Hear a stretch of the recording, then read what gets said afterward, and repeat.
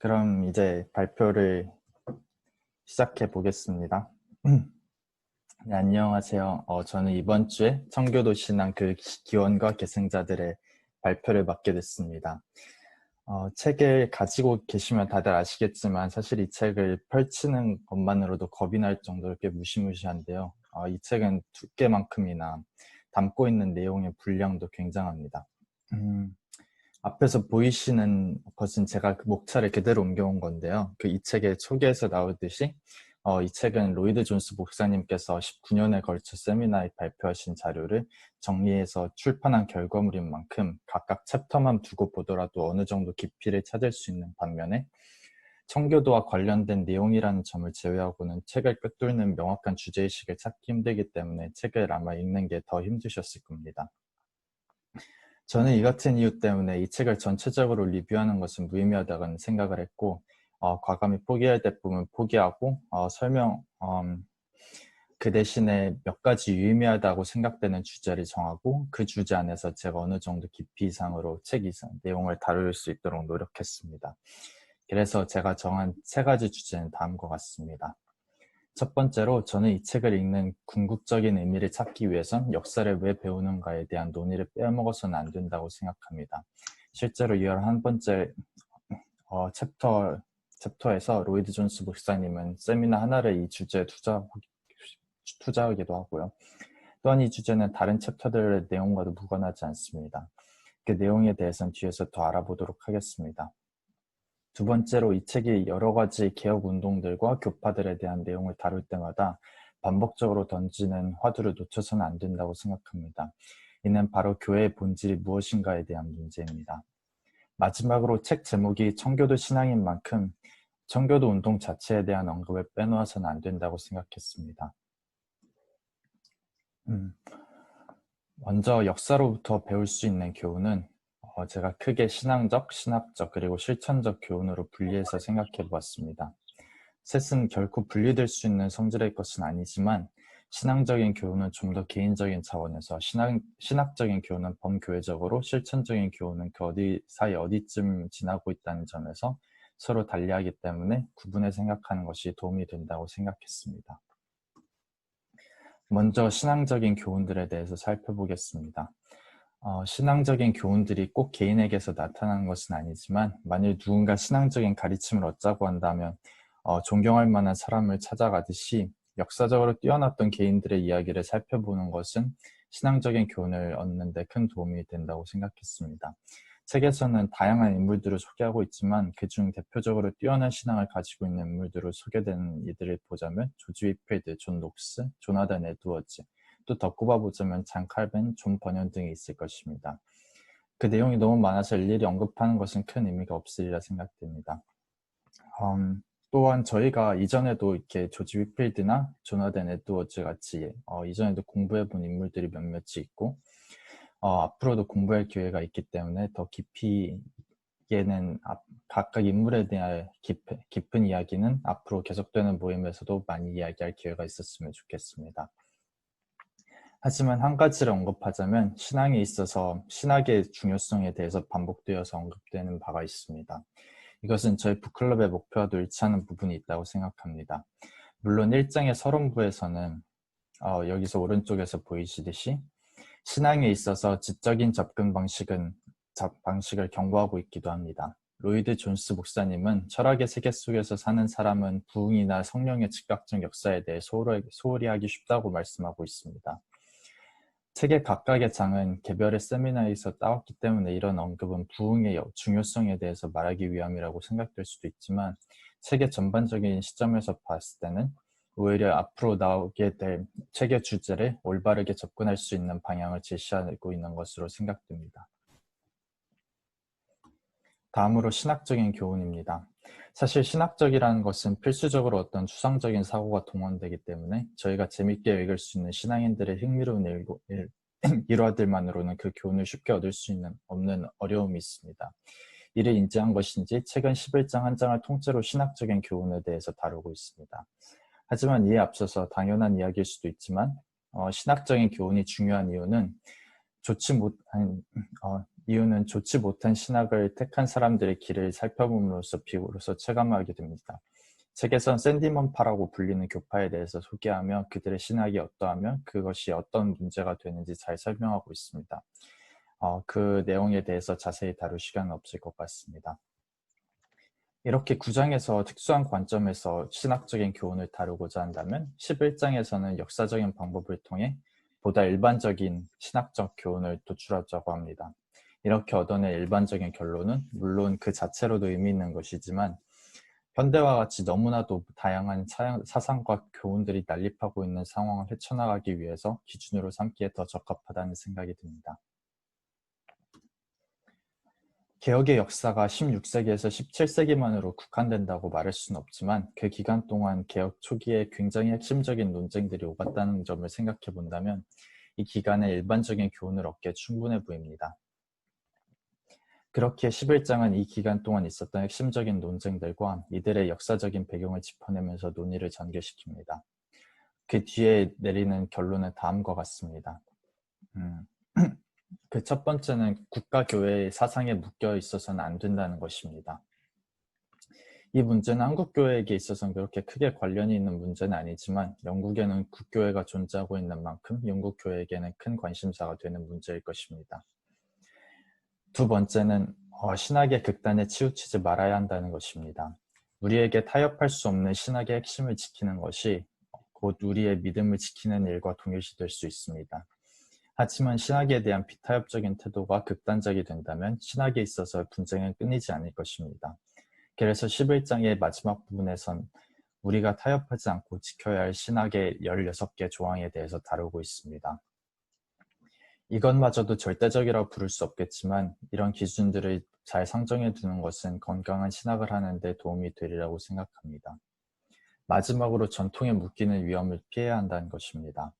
여기서 전통이라 함은 카톨릭에서 과도하게 지키려고 했던 성사대뿐만이 아니라 저희가 신앙 고백에 사용하는 사도신경 혹은 큰 권위를 부여하고 있는 웨스트민스터 문답 등이 포함될 것입니다. 저희는 일반적인 상황에서 이런 신앙 고백은 불가침한 것으로 받아들이는데요. 책에서는 실제로 미국 장로교회 사람들이 미국의 사정에 맞지 않다고 여겨지는 웨스트민스터 신앙 고백의 일부를 수정했다고 합니다. 이처럼 전통 자체는 우리 신앙에 큰 도움이 될 수 있지만 여기에 매이지는 말라고 권장하고 있습니다. 마지막으로 실천적인 교훈입니다. 책에서 여러 번 언급되는 부분이지만 로이드 존스 목사님은 신학이 단순히 학문적으로 머물러서는 안 된다고 말하고 있습니다. 이는 그 어떤 신학이라고 하더라도 마찬가지입니다.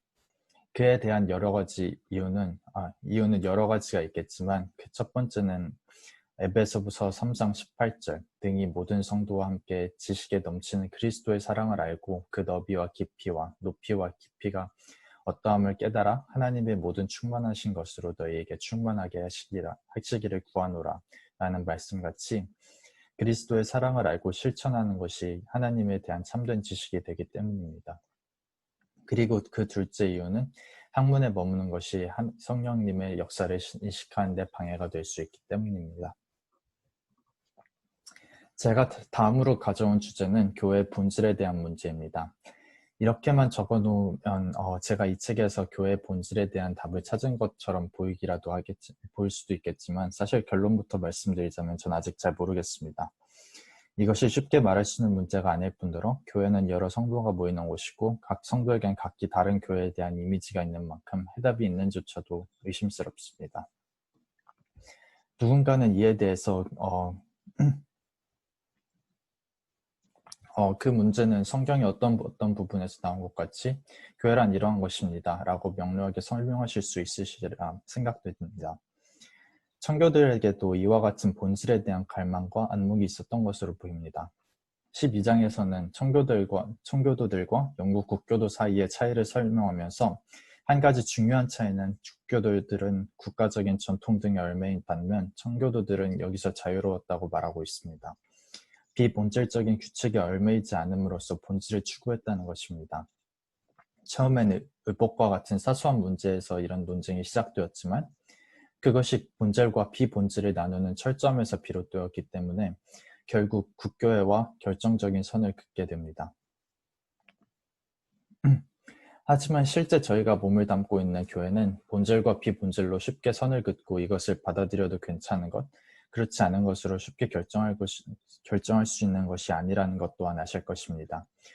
교회는 관념적이기만 한 것이 아니라 저희가 몸을 담고 있는 실제입니다. 8장의 회중교회에 대한 내용을 살펴보면 그 설립자 헨리 제이콥이 교회에 대한 오해를 풀기 위해 자신이 설립한 그 회중교회에 대한 오해를 풀기 위한 항변서를 볼 수 있는데요. 그는 지역을 단위로 한 독립교회가 진정으로 복음적인 교회라고 주장하고 있습니다. 신학의 교회는 자유롭게 모여든 회중들에 의해서 이루어졌고 현재의 교회도 그래야 한다는 것입니다.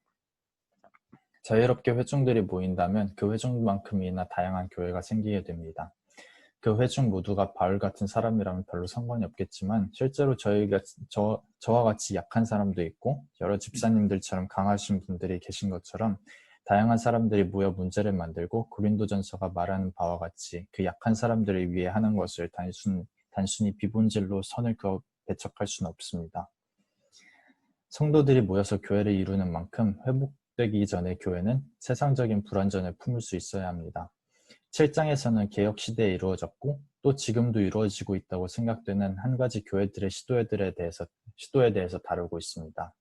이는 바로 교회 안에서 믿음이 강한 사람들을 모아 부흥을 위한 내액을 만들고 이들을 통해 교회의 부흥을 이끈다는 것입니다.